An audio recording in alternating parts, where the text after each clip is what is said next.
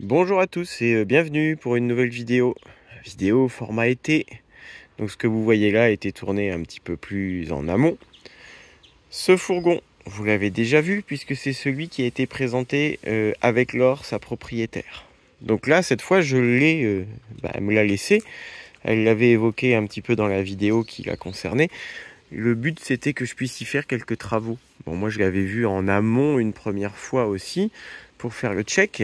Et ça y est, j'ai terminé les travaux. C'était pas des trucs énormes à faire, hein, loin de là. Mais ça m'a pris un peu de temps quand même, puisque l'occupation principale était d'installer du solaire. Il n'y en avait pas du tout. Je vais vous montrer ça. Et j'ai changé aussi le lanterneau. Il avait son vieux lanterneau d'origine, pas très pratique et pas très lumineux. Puis c'est vrai que là, on n'a pas trop de lumière non plus, donc salut, hein. Ouais, ma tenue est pas très présentable. Ouh là là, mon Dieu, je me cache. Hop, donc j'ai mis le fameux modèle Mini Eki qui va bien. J'en profite donc pour vous dire que là-dessus, l'installation est vraiment pas aisée, hein. Le toit en tôle du fourgon est très souple. Il fait des ondulations comme ça. Ça manque vraiment de rigidité. Ils ont beau avoir fait un contre-cadre à l'intérieur, la tôle n'y est pas plaquée. Donc on a des oscillations qui se font. J'ai été obligé de remplir de 6K entre deux pour que ça comprime plus. D'origine, c'était monté sans rien. Et même avec ce que j'ai fait là, franchement, c'est déconseillé de monter sur le toit qui est beaucoup trop souple, quoi. Bon, c'est comme ça, hein, de toute façon. D'ailleurs, si vous projetez d'acheter un fourgon, ou que vous en avez déjà un, mais sans trop savoir comment c'est fait, des montages d'origine comme celui-ci, qui est un Adria du début des années 2000, c'est clair que c'est pas très isolé, hein. Bon, de toute façon, déjà, tout ça, là, toute la tôle, c'est bourré de ponts thermiques, puisqu'on a tous des renforts partout qui sont clairement pas isolés par le constructeur. Et j'en profite pour vous montrer les portes arrière. Et je sais que c'est aussi comme ça souvent aujourd'hui, malheureusement, même sur des neufs hors de prix. Bon là, il manque des grilles, mais vous avez rien. C'est-à-dire que là, on a la tôle à nu. Il n'y a aucune isolation de chaque côté, là, au moins jusqu'en haut. Imaginez les déperditions énormes. Puis tout ça, après, dans les montants, là, ils sont pas allés isoler, hein. Ils ont jeté vaguement du polystyrène. C'est une passoire énergétique, ce truc. Donc en hiver, ça va qu'il y a un gros chauffage qui compense. Mais en été, on atteint sûrement vite les limites, hein. Pensez-y à ça. Le fourgon, c'est bien. Le van, c'est bien. Ça présente tout un tas d'avantages. Mais on est moins bien isolé que là-dedans, forcément. Donc, au niveau solaire, qu'est-ce que j'ai fait ? On est parti sur une installation très simple. Pourquoi ? Parce que par rapport aux besoins de sa propriétaire, il n'y avait pas besoin de faire compliqué. Tout simplement. Puis des fois, trop compliqué, ça n'amène à rien. Donc, on avait une batterie auxiliaire, ici, qui n'a pas bougé de place.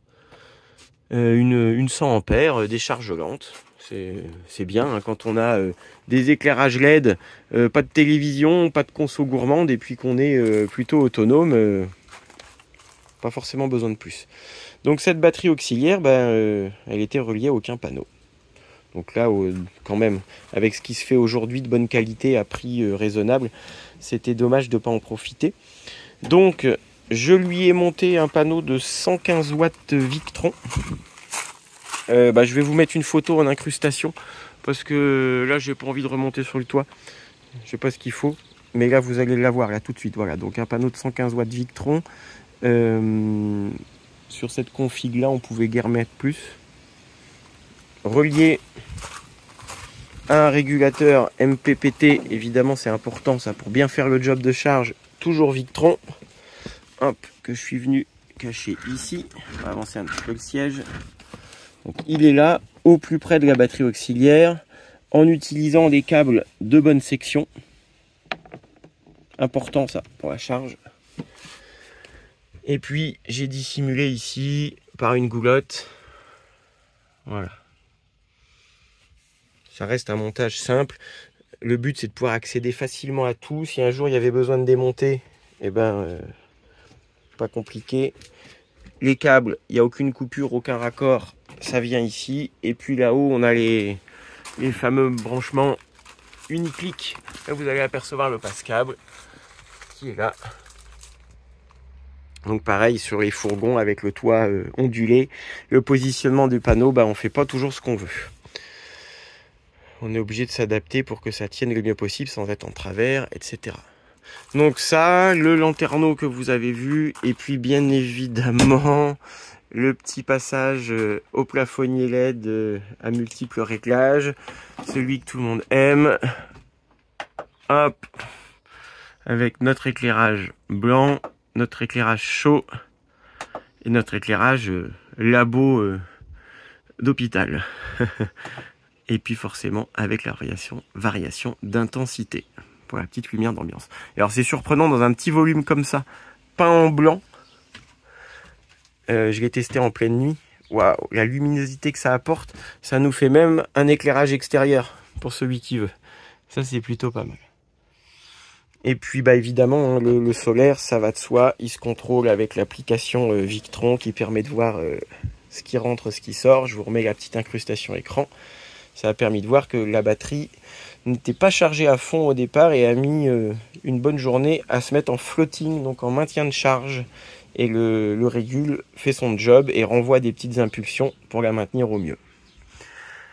Voilà.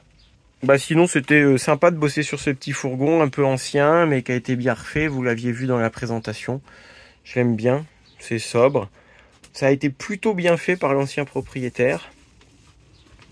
Ce dont Laure n'avait pas parlé dans la vidéo, c'est vrai, hein, on ne l'avait pas évoqué, c'est que malheureusement il y a une peinture extérieure qui avait été mal refaite. Et le véhicule a tendance à être il a été un peu, comme on dit, choucrouté du bas de caisse. Voilà, pour cacher la misère. Mais bon, c'est pas méchant non plus, ça n'empêche pas de l'utiliser.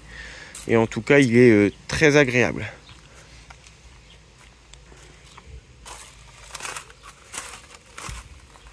Donc j'ai rien d'autre de plus à vous dire là-dessus.